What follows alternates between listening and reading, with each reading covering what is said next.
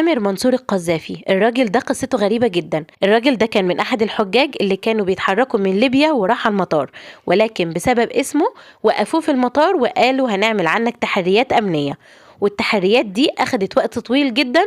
فجه بقى الكابتن بتاع الطيارة قال أنا مش هستنى ولا هنتظرك، أنا هتحرك.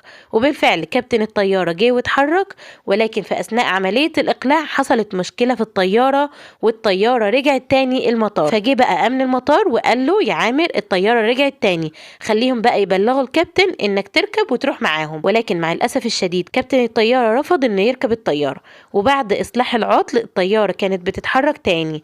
وسبحان الله بعد عملية الإقلاع للمرة التانية الطيارة حصل فيها برضو نفس المشكلة، فالطيارة رجعت تاني للمطار. وده كله طبعا على حسب كلام عامر نفسه، قال والله ما هتحرك بدون ما عامر ما يركب معانا.